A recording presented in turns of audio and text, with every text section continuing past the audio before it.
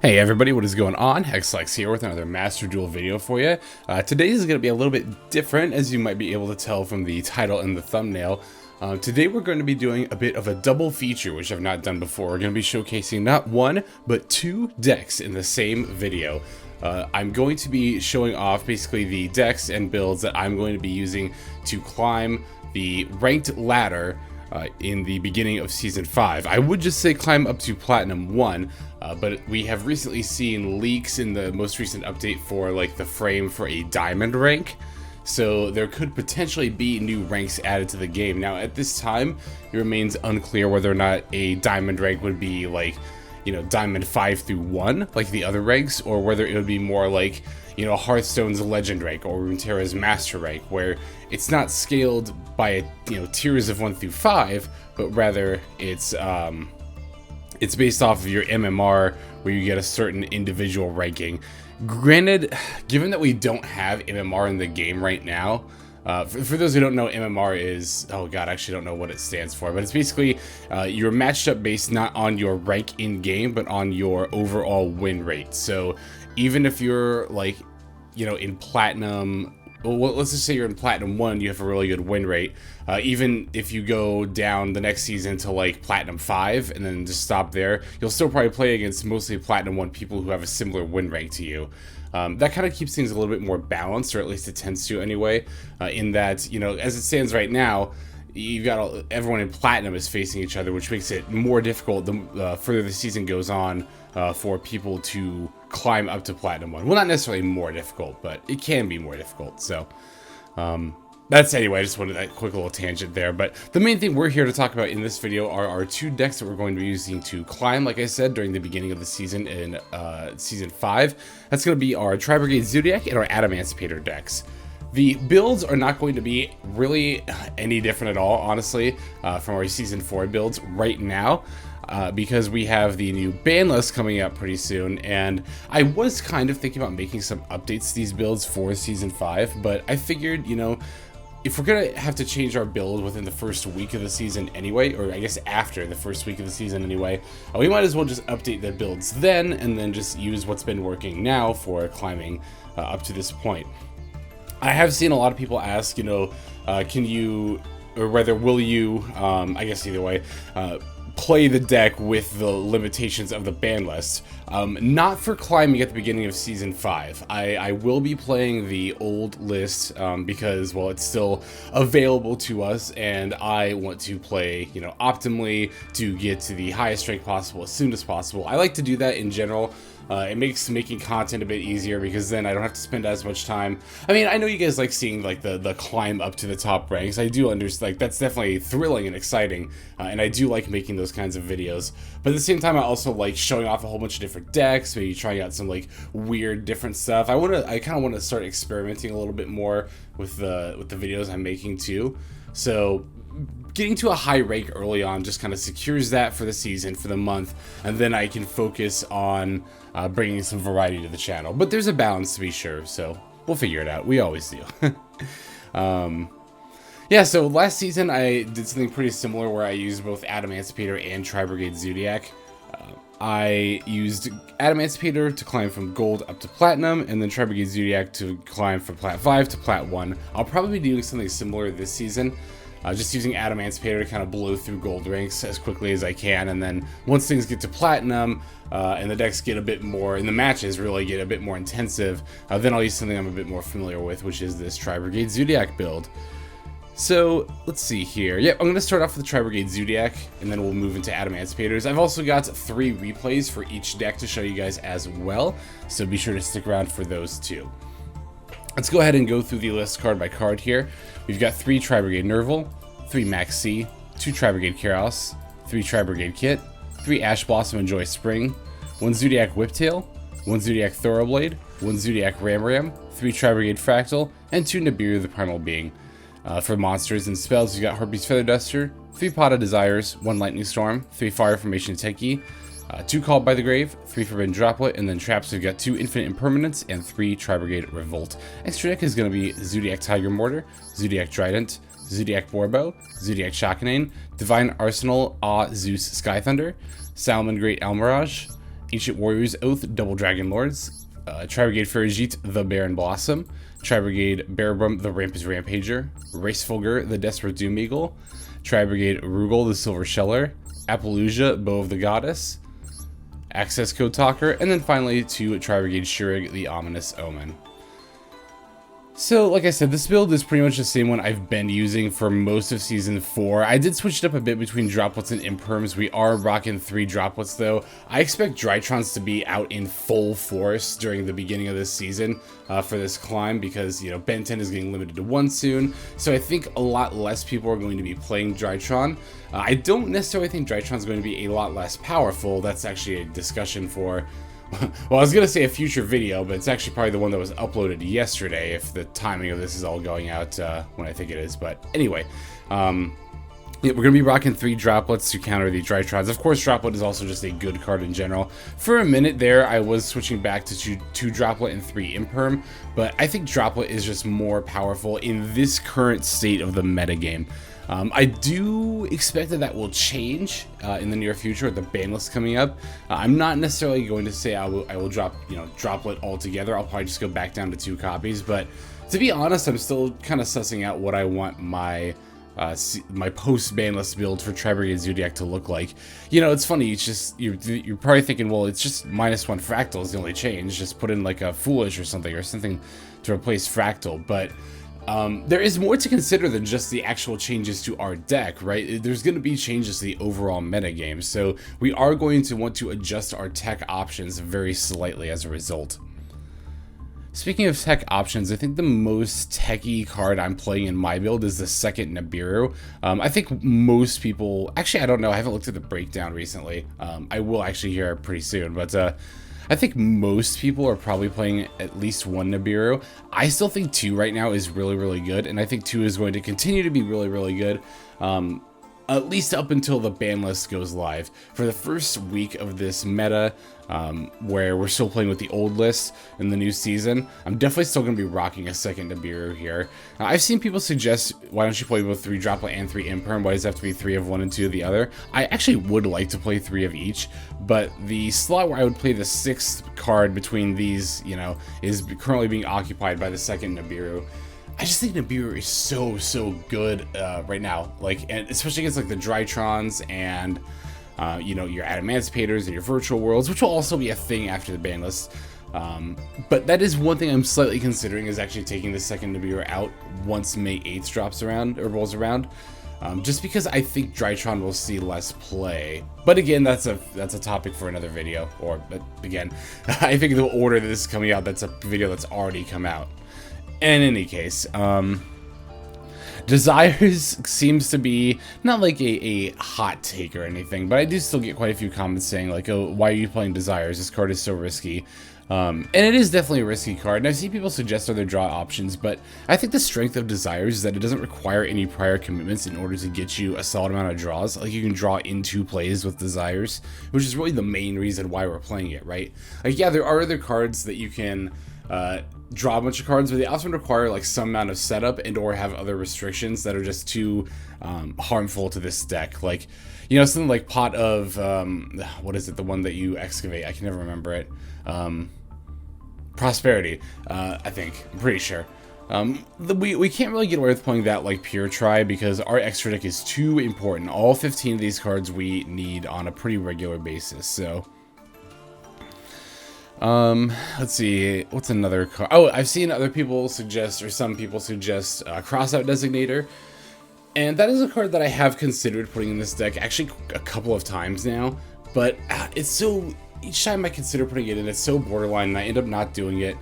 Mostly because I don't expect to run into, like, enough mirror matches to justify it. Now, of course, Crossout Designator can also be useful against, you know, other hand traps, and we are playing a lot of hand traps. You know, we're playing, yeah, of course, like Maxx and Ash, we're playing 2 Nibiru, we're playing the Droplets, the Imperms, the Call By. One thing I actually really like to do with Crossout Designator is actually use it as protection for other back rows. If you're rocking, like we are, both Harpie's Feather Duster and Lightning Storm, Crossout Designator can essentially be a free Solemn Judgment to counteract one of those. Again, it's like borderline. Crossout Designator is very, very borderline for me. I just don't know if, like, Tri-Zoo is seeing quite the level of dominance that it once was in, you know, especially in like Season 3. When Tri-Zoo had a power level of 20, and I think Drytron was the next best thing at like 11 or 12, that would have actually been a great time to run Crossout Designator early on in that meta, because there would have been so many Tri-Zoo decks, and then, you know, Crossout Designating a Revolt, like, that is so impactful. I've had that happen to me like once or twice, and it so hurts. So yeah, again, it's a borderline tech choice. I'm almost on the cusp of playing it, but one of the main reasons I don't play it is just not having room in this main build and not wanting to go up to 41 cards personally. There's not really anything wrong with 41 cards, but I just personally don't like it. But okay, I've definitely rambled on long enough about this deck, and we still have to go over Adamancipators too. Let's go ahead and go on into the replays for Tri-Zoo here. Okay, this first game we're going to take a look at is against some sort of stun deck. It was playing a lot of trap cards when I looked at the opponent's deck, but yeah, we take a look at our hand here. We're going first. This is actually a pretty good opening hand, even though you might see like Nibiru and Impermanence Droplet and be like, oh, this is a bunch of going second cards. You know, as long as we've got the Tenki, or like the Fraktall, the one card combo, we're good to go. And this is one of the reasons why I say I'm still really kind of trying to figure out what I'm going to take out for the Fraktall, is because losing the Fraktall, it's not like super duper gonna hurt us, but it is like far more impactful than you might think. So yeah, our opponent's gonna negate our Fraktall, which is annoying enough, but then they go ahead and set 5 back row, and it's like, oh my god, this can be so daunting, right? But you know, the important thing, especially when faced against a lot of back rows in a stun deck like this, is to not let yourself get panicked, not get too worried, you know, just play through it and try to force your opponent to, you know, play their cards so that you can assess the situation properly. Like, flip up their floodgates so that you can properly assess what all you have to play through. So our opponent's going to flip up one that I've actually haven't seen pretty much ever, although I do remember this card coming out. It's called And the Band Played On.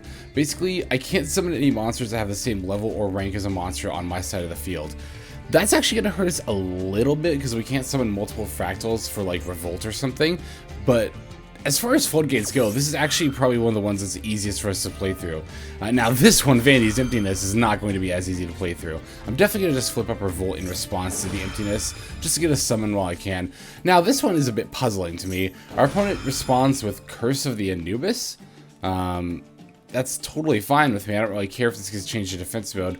But the more puzzling thing is that by activating this now, it'll go to the graveyard. After Vanity's Emptiness in particular, it'll go to the graveyard, and then now the Emptiness will get destroyed. So I guess my opponent just probably didn't realize that. But that is, you know, that is how Vanity's Emptiness works. I was going to say unfortunately, but, you know, let's be real. It's for the good of the combo. So yeah, I'm only going to go for a late 2 here, because I only have 3 tri-types between my graveyard and banish. And I'd rather go for Boarbow here than Rugal, because with Boarbow we can actually do a fair decent amount of plays here. Opponent's now activating the Emptiness effect to destroy itself. Of course, I have to throw the Nervall and the Kitt on the chain link as well in order to get their effects.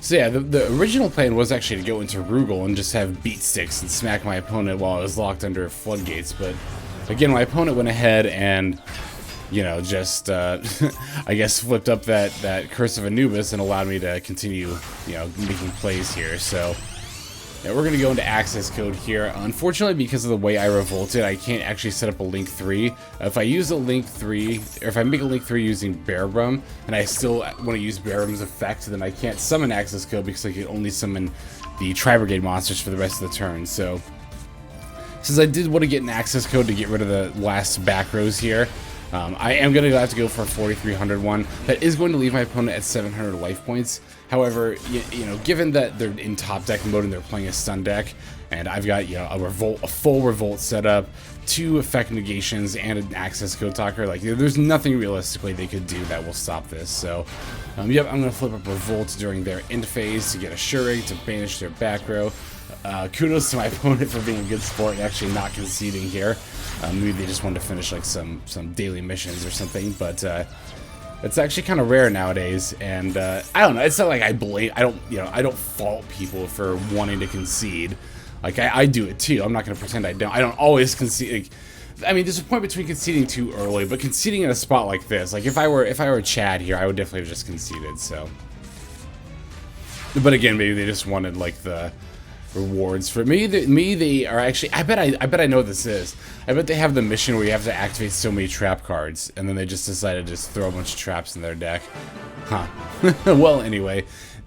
Against a lot of decks, that and the Band Played On would have been an effective, like, Floodgate card, but we fortunately are playing Tri-Z, which actually happens to be probably the best deck in the meta right now to play against that particular Floodgate. But, alright, let's go ahead and look at the next game here.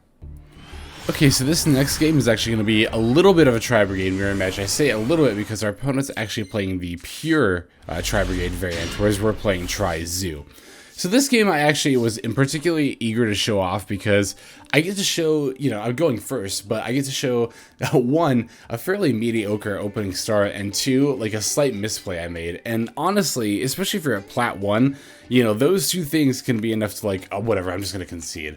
And I kind of even considered that here, but, you know, I thought to myself, you know what, no, like, I'm always talking about how you should play the game out, and I think it'd be interesting to be able to show playing out of a, you know, not ideal situation like this. So, yeah, I'm pretty eager to show this one off. We're going to lead with Desires, because obviously the rest of our hand isn't too great. And then, of course, we draw another Nervall on a Maxx, so go figure. We're going to have to do the Nervall into Almiraj line in order to make plays here, which isn't super ideal in and of itself, because that only sets us up with 3 Tri-types in our Grave and Banish that we can summon off of Revolt. And then we can only really go into Shureg off of Revolt if our opponent gets rid of our Rugal. But, as you can see, I didn't even do that here. I completely, like, just like misclicked or like had a brain fart, and when I went to do the Nervall search, I was supposed to get Kerass, so I could, you know, pitch Nervall for Kerass to special, banish for Bearbrum, link for Rugal, search to Revolt, and then set it. But I just defaulted to searching Fraktall, which means I can't really do any more summoning this turn. I could have activated Fraktall and set up my Gravemore, but I wouldn't have gotten a search at the end of it, so I decided to just go ahead and pass here. Of course, after setting both Droplet and Called By. So, you know, obviously not ideal. I do have these and Maxx though, so like maybe I can get some traction here, but yeah, I see our opponent drop the Tenki for the Fraktall here, and I'm just like, ooh, this isn't good, man. Like, we're playing the mirror, and I just got like such a worse start. Like, I already had a mediocre start, and I already then screwed it up on top of it, so. Okay, so opponent's going to Fraktall here. Oh, by the way, I did actually consider using Called By when my opponent activated Fraktall's effects. It was very, very close for me. I ended up not doing it, though, because, of course, if I Called By my opponent's Fraktall, then I'm not going to be able to use my Fraktall during my next turn. And in fact, I can't, yeah, its effects are negated, so I can't use either effect. I can't use the Search effect, and I can't use the Banish to Summon effect. And I think this is probably going to be too useful of a tool for me during my next turn to give it up with Call By, even if it means stopping my opponent. And honestly, Call Bying the Fraktall isn't a guaranteed stop for my opponent because they still haven't summoned. They've only committed one of the 6 cards in their hand, which is why Fraktall is so good, because it's such a low commit. It's such a high reward for such a low commitment, or investment rather. But yeah, in any case, I'm just going to go ahead and Droplet discard the Nervall to hit the Fraktall here. My opponent's actually got Crossout Designator in response. I'm going to go ahead and toss out Maxx here in response to that, so I can chain the special summon. My opponent then has an Ash Blossom, and now it becomes a very good thing that I did not use the Call By earlier, because I'm just now going to Called By the Ash in a pretty wild chain link here. So the end result is going to be, I don't get to negate the Fraktall, but I will get to resolve my Maxx. So that is definitely good. And I'm also very glad I set both Droplet and Called By. I do see people ask sometimes, why do you set Called By? And it's for situations, not only situations like this, where opponent has hand traps during their turn, which is like not super frequent, but definitely not like a rare occurrence or anything. I'd say it's like an uncommon. But, you know, our opponent could also be playing a deck with graveyard-based effects, like the Fraktall, or like Eldritch, you know? And being able to banish a card from their graveyard might be very, very important. So here I'm just going to go ahead and Nibiru right now, because I don't want my opponent to have the opportunity to go into Appaloosa.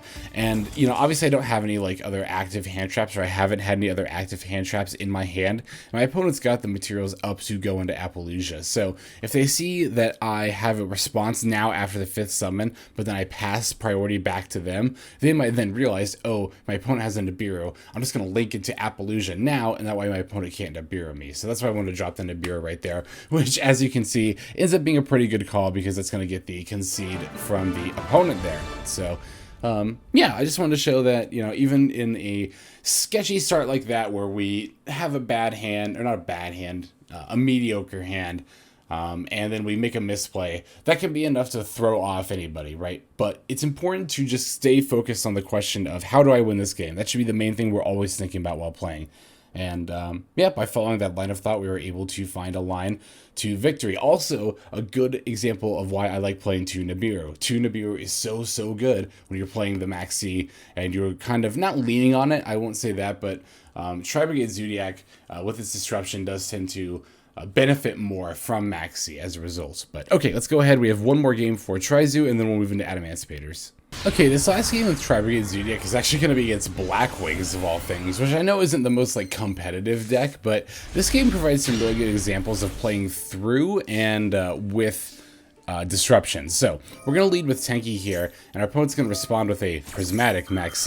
Now, actually, this Tenki was about to be really interesting, because if you've referenced my combo video before, which I'll go ahead and link in the description to this video here, you might know that, oh, Tenki plus Nervall is a full, like, well, not a full combo. There's not really a full combo with this deck because there's a lot of different lines. But Kitt or Nervall plus Tenki can actually end you on a 3-material Appaloosa, a double Dragonlord, and a Revolt.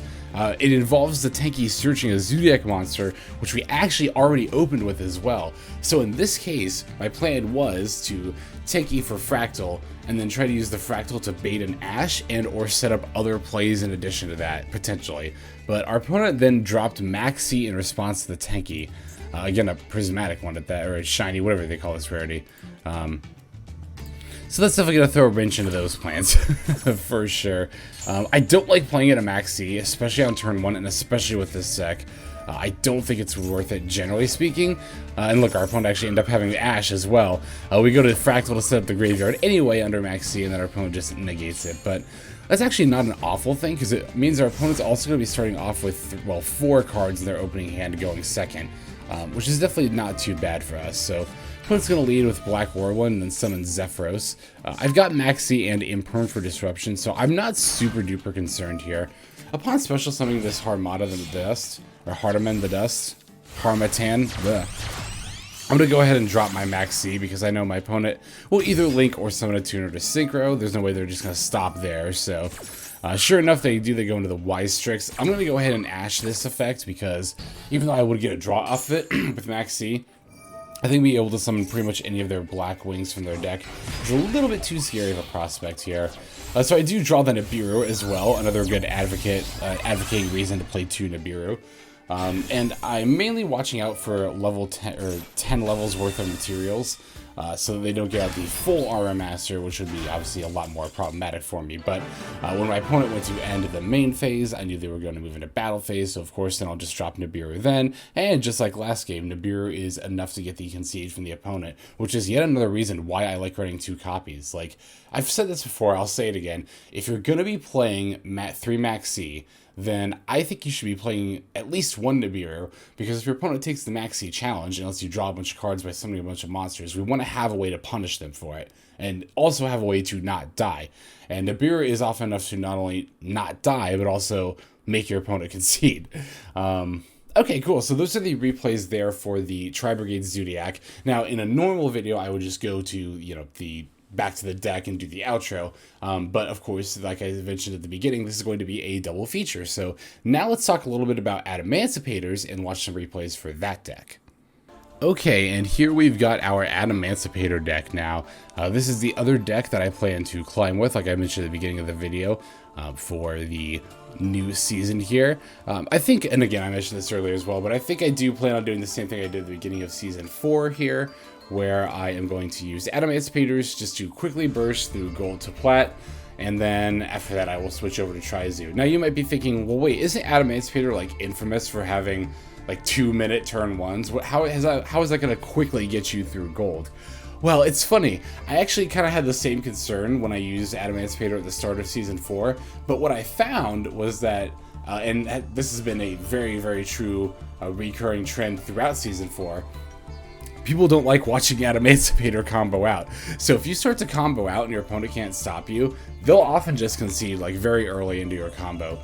which is actually a way to get some really easy wins, or not easy necessarily, but like quick wins with a deck that you might not think will get quick wins, or would normally get quick wins. So yep, this is the Adamancipator build we're rocking here. It is fairly similar, and not even just fairly similar, it is pretty much the one we've been using for the majority of Season 4, pretty much ever since we took out the Sekka's Lights.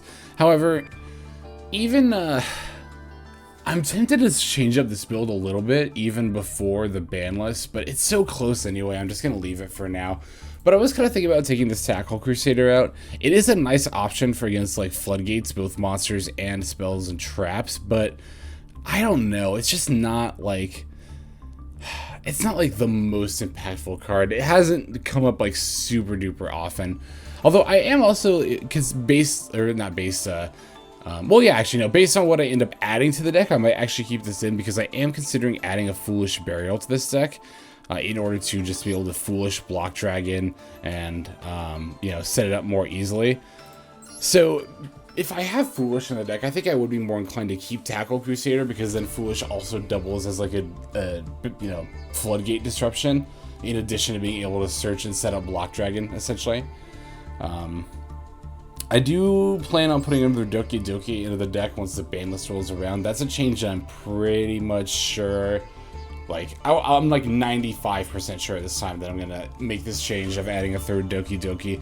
I'd actually been considering it for quite a while before the ban list even updated, but I think with the Analyzer and the Roxy's going to 2, it's definitely more important to have another, like, combo starter. And Doki Doki, even though it can get disrupted by, like, I don't know, literally any hand trap in the world, it's still another combo enabler, so it's still good to have around. Alright, let's go ahead and break the list down card by card here, as we always do. We're going to start with the Dragon Buster Destruction Sword, 3 Maxx, Mecha Phantom Beasto Lion, 2 Doki Doki, Prank Kids Dropsies, 3 Adamancipator Seeker, 3 Adamancipator Researcher, 3 Ash Blossom and Joy Springs, 1 Gigantes, 3 Quackimere Guardian, 1 Tackle Crusader, 3 Prank Kids Roxy's, 3 Adamancipator Analyzer, 3 Quackimere Supplier, 3 Block Dragon, 1 Nibiru, 1 Lightning Storm, 2 Callbite, and 2 Forbidden Droplet. Here in the extra deck, we've got Adamancipator Risen Raptite, Boarload Savage Dragon, Adamancipator Risen Dragite, Baron Defleur, Gallant Granite, League Spider, Prank Kids Meow Meow Moo, Kustron Halki Fibrax, Nightmare Phoenix, Prank Kids Doodle Doodle Doo, IP Masquerena, Union Carrier, Nightmare Unicorn, Appaloosa, and Access Code. So yeah, like I touched on, I think briefly just a bit earlier, I am still rocking the build without Sekka's Light. You know, even with it being at 3 for the time being, I still don't really feel inclined to play it. The deck doesn't often need that extra bit of acceleration. It does occasionally, but like, even then, those scenarios are very, very niche, because you have to not only open a hand where you don't have any combo pieces, but you also have to open Sekka's Light, and then for it to even be good, you have to actually be able to draw into combo pieces. So I don't know, I don't think it's that great in this deck. I'd much rather run the Call Bys for sure. I mean, you could run Call By and Sekka's Light. I have seen some people doing that, but I also like the Disruption tool of Droplet, and then the going second tool of Lightning Storm. The Lightning Storm isn't actually useful super duper often, but it's definitely still good enough, I think, to include. I like it a little bit over Harpie's Feather Duster, just because if you're only going to be playing one copy of a card between Storm and Feather Duster, I think the versatility of Storm wins out over the Duster. If I was thinking about playing a second copy between those two cards, it would probably just be the Harpie's Feather Duster, though, rather than a second Lightning Storm. Only rocking 1 Nibiru in this deck. I did actually, I think, put 2 in my first draft, but this deck is a little bit too combo oriented, especially with the excavating from the deck, to really justify the second Nibiru. I have thought about, like I mentioned for Tri-ZEUS, I've also considered putting Crossout Designator in this deck, and I might actually feel more inclined to do that for this deck than I would for something like Tri-ZEUS going into the new ban list, because, you know, our combo pieces, since we have a little bit less of them, are going to be slightly more important. So that makes protecting them more important as a result. But we could also just play more combo pieces more easily in this deck than we can with Tri-ZEUS, right? Like, there's not really any other card that can replace the role of Fraktall in Tri-ZEUS, but like between Roxy's and Analyzer, like I said, we can put another Doki Doki for starting or even extending combos. We can put in Foolish for Block Dragon for setting up combos. Like, the combos in this deck are a lot more versatile than something like Tri-Zoo. It's funny, it's a point that here again, I go saying, am going to touch on, but I think the video that I'm about to make after this one is actually going to have come out yesterday, so maybe it's have already touched on. The fact that even though, like, on the surface it might be like, oh, Tri-Zoo only got 1 card hit, but Adamancipator got 3 cards hit, so Adamancipator got hit worse.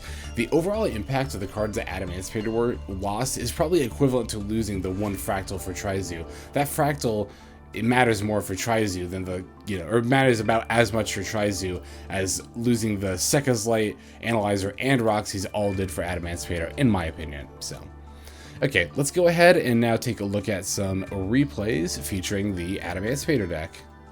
Okay, so this first game is going to be against Dragon Maid / Dragon Link.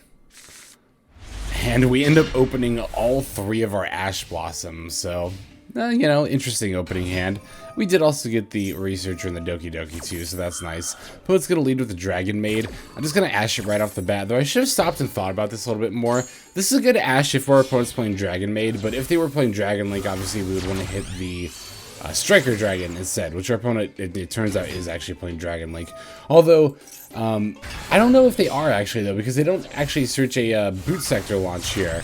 I didn't even realize that during the actual game itself. Now that I think about it, I just assumed that had resolved, but no, because is it because they already had the Noctivision? I don't know, or maybe they're just not playing it, but they're still going to end with the Heretic Seal and a couple of back rows, which is definitely going to be annoying because no matter what I normal summon to try to special the Researcher here, or even if I just normal summon the Researcher, our opponent's just going to be able to bounce it, and then we can't really go into any more plays. And then since I have, 3 Ash in my opening, I'll go ahead and Ash the Heretic Seal effect to summon a dragon from deck. Opponent's going to Dragon Maid Hospitality. I'm just going to Ash this too. Basically, my thought process right now is like, well, if I don't have plays, I should keep my opponent from having plays too. And sure enough, that is going to be enough to keep my opponent from having plays. I thought that would probably be the case because my opponent, just kind of stopped at this point during their last turn. So I figured after the Hospitality, they probably wouldn't have much more else going on. So I'm going to normal Roxy's and then special the Researcher. And that's going to allow me to go into the Prank Kids line here. Or at least it would if my opponent didn't then have an Ash. So yeah, this is definitely the game of things not quite going to plan here. We do at least have the Researcher Excavate, so we'll go ahead and get that here. But in the trend of things not going to plan, our opponent's going to Droplet it, and then we are not going to be able to get that. So we are at the very least going to be able to do some decent damage this turn, though. I can go ahead and Link Climb up to an access code and just smack my opponent for 5,300. Well, we can Link Climb to a Link 4. I did actually consider getting a 2-material Appaloosa at the end of this as well, but I ultimately decided not to because it was only 2 materials. I figured it was a little bit too easy to run over. I know they have the Tidying Grave, so I know they can get back the Dragon Maid. And I know that has 800 attack, so like even that alone, they could just like run into my Appaloosa, and then I just don't have any more like plays really. I just have this Doki Doki and this Buster Sword. I wanted something that would at least have a shot of sticking around until the next turn. Plus, like I said, the access code is a lot more damage anyway, which is going to make it easier for us to end the game. So, yeah, I'm going to Link Climb up to access code, smack my opponent for 5,300, and then just go and pass back to them.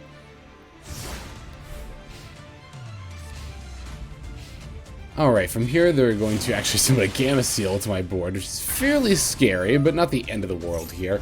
Then, like I mentioned, they're going to use Tidying to get the Dragon Maid, Dragon Maid to get the downtime. But fortunately, the Tidying is going to bounce the Dragon Maid back, so that downtime that they search isn't actually going to be able to do anything. Definitely good for me. I'm going to go ahead and summon Doki Doki again, use the effect to pitch to Roxy, since I already used my Prank Kids line. My plan was to Roxy's for Analyzer and then start excavating, but my opponent, clearly the other back row just ended up being a bluff, and my opponent had the concede there. So, yeah, I wanted to show off some games, not only with Tri-Zoo, but also with Adamancipator here, where things don't go quite to plan, as opposed to just showing off, the combo lines that are already in my combo guides. So, okay, let's go ahead and look at the next game here. Okay, next game is going to be against Blue Eyes here, and I actually remember this game quite well. This is another great example of a game where things end up not really going to plan, but, we're not going to panic or concede as a result. We're just going to keep playing it out. So here we opened our Roxy's plus supplier line, if you've seen the combo guide, which is again going to be linked in the description below. you will know that Roxy's Plus Supplier is actually a full combo. You don't even have to open an Adamancipator, Tuner, to Excavate along with it. Just those 2 cards is enough. So, I'm even going to banish the Seeker here for the Roxy's effects, because I would rather keep my hand traps of Ash Blossom and Sea. Alright, now we're going to continue the Prank Kids line, linking into the Do-Do-Do-Do-Do. And of course we'll use Dropsy's effect to get ourselves a Roxy's now. We're going to overlay the 2 of them into Gallant Granite, which is going to let us search our Block Dragon. But our opponent's actually going to Veiler the summon of the Gallant Granite, so we're not going to be able to search Block Dragon now. But that's okay, we have Researcher, we'll just special Excavate and then keep comboing after that, right? Well, no, because we actually whiffed off of the Excavate there. That's definitely a bummer, so I thought about just going into Appaloosa here, but I decided to go into a little bit more plays first. I'm going to go into Crystron, Halky Fibrax, and use the effect to get out my Mecha Phantom Beast O-Lion. From there, I can search, or I can summon my Union Carrier by using them both as machine monsters. My plan is to search the Block Dragon, equip it to the Gallant Granite, and then link them away in order to get the Block Dragon search. Now, unfortunately, I can't go into Appaloosa from here because I can't use the Union Carrier as a material during this turn. Which, like I mentioned, is unfortunate, but it's just going to have to be what it is. We're going to have to go into Nightmare Phoenix in order to link away the Gallant Granite equipped with the Block Dragon there. So now I'm going to special the Gigantes, and then I go to special the Block Dragon to then go for an Appaloosa, and then, end my turn. But then I realized, oh crap, or rather I didn't realize until it was too late, I can't summon the Block Dragon because of Union Carrier's effect. So I actually just have to stop here and end my turn. So again, this is a scenario where, like, if you screw up, you might, you'd screw up and you might be like, oh man, I should just like concede at this point. Like, whatever, I'm in Plat 1, I already screwed up, like, I'm probably just gonna lose anyway, right? Well, no, let's go ahead and play it out, because, this is practice for, climbing the ranked ladder. We get Lightning Stormed, but, that might be a temptation to concede as well, but especially when I'm practicing towards the end of the season, but really in general while I'm still playing in Plat 1 or at top rank, I just like to think of it as though I'm still climbing the ranked ladder. And, in that situation, I wouldn't want to concede here, because that's just automatically going down a rank instead of potentially going down a rank, which is the case if I continue to play out the game. So, like I said, our opponent's going to Lightning Storm, which again might make you tempted to concede at this point. You might figure, okay, it's definitely just over, but we still have Maxx and Ash, and our opponent's actually going to activate 1-for-1 here, which is like one of the best cards you can Ash Blossom. Any card that requires a discard is so good to negate with Ash, because you get so much advantage on your opponent. Like, look at this, now they only have 2 cards left to work with for their entire hand, and we still have a Maxx, which I'm going to activate as soon as they normal summon this Jet Synchron here. Because I figure if you're going to normal summon, commit that to Jet Synchron, then surely you're going to special after that, so... yep, I'm just going to toss out the Maxx here. Opponent is going to keep comboing off. They're kind of committed at this point. If they stop now, then I definitely have too strong of a play on my next turn. But that's actually going to continue to be the case more and more as I draw more and more cards with the Maxx here. So there is also still a part of me that's a bit nervous if my opponent continues to play more, thinking am I just going to get OTK'd, but or like, oh, I hope I draw into Nibiru. Which isn't super unlikely, given that I only have 20 cards left in deck right now. But nope, opponent's just going to end with this board here. That is completely fine with me. I'm going to go ahead and special the Adamancipator Analyzer. Opponent's going to try to activate the Halky, or is going to activate the Halky Fibrax effect to go into Formula Synchron. I'm just going to go ahead and Droplet it, so not only stop the draw, but also stop them from using it as a secret material during this turn. Because if I pitch a monster, then my opponent can't respond with Formula Synchron's quick effect. So... opponent realizes this, and then also realizes, hey, my opponent's got still like 7 or 8 cards in hand. Actually, I can look here. Yeah, it's 7 cards in hand. So them being Adamancipators with 7 cards in hand surely means, and it does, that we're just going to win. So, yep, just another game where, yeah, we may have made a slight blunder, but that's definitely not enough to warrant a concede. It's still very easy to play out of that. And I think that's an important lesson to learn, because, there's so much pressure, in Yu-Gi-Oh! In particular, more than other card games, to play perfectly. But we're not perfect. We're human. We're going to make mistakes. So it's important to learn how to play through our mistakes and win anyway. Alright, we've got one more game here with Adamancipator. Let's go ahead and look at that. Okay, last Adamancipator game here is going to be against the Danger Kaiju deck. So we take the first turn, and this is a very nice opening hand. I mean, we've got Roxy's plus Supplier, plus Researcher, plus Seeker. I would have liked an Ash or a Callby instead of this Maxx. That would have made this like the perfect opening hand with either of those, but this is still obviously very, very good. So I'm going to go ahead and summon the Roxys, get my Adamancipators out, and then go into the Pride Kids line. I want to get my Adamancipators out in case my Roxys, like something here gets negated and destroyed. Then I still have my monsters on board to keep comboing with. So we do banish those C into an Ash, so that's pretty good. And at this point, I'm like almost running out of space to keep comboing. I'm going to have to like do a little bit of weird things in order to keep going here. So, well, actually not really going to have to do that many weird things, but yep, I'm just going to go for the Gallant Granite into the Block Dragon. Want to do that first because whether or not I can get the Block Dragon is going to greatly influence how I play out the rest of my turn.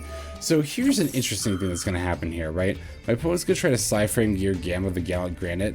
Now, I could Ash Psyframe Gear Gamma, but here's the thing. If you Ash Psyframe Gear Gamma, this is not once per turn, so if you negate it, they can just use it later during the turn. However, I'm actually going to Ash it here anyway. Even though they can just use it again later in the turn, because this Block Dragon search is so critical to me that I think it's fine to get negated later as long as I can, you know, Block Dragon now. Or get Block Dragon now, rather. So I will indeed then summon Block Dragon and go straight into Appaloosa, which can stop the Gamma from, well, stopping me. However, I come across an interesting thought here, because, you know, now that actually the Block Dragon's affected, they're once again going to Gamma. And I'm actually going to let this resolve here. Now, this ends up not being a super great decision, but I think it could have very easily been still a fine decision. It's going to be, you'll see here in a moment, but I decided to let this resolve because, I mean, I've already got Seeker and Researcher on the board, and I haven't excavated with either yet. I figure the odds of me hitting at least one level 4 rock non-tuner are good enough that I don't really need the Block Dragon Surge, so I'll save the Appaloosa material. And then now this negate also won't be around for like later in the turn to annoy me either. So we'll get the first excavate off of Researcher, and we hit only a Doki Doki, which is, you know, not that great, but at least we hit something. You know, we're gonna go ahead and use the Seeker excavate now, and ooh, yep, we actually ended up whiffing on this one. So between our two excavates, we only got one Doki Doki. Definitely not ideal. Definitely not what I wanted. I wanted, like I said, at least one level 4 rock non-tuner. And the odds of us not hitting one at all between those 10 cards are so slim. But, you know, RNG happens. It's going to happen. So we're still able to synchro into Baron de Fleur at the very least. So that plus Appaloosa, you know, even though we have to end on an unideal board, it does still have at least a bunch of negates, you know.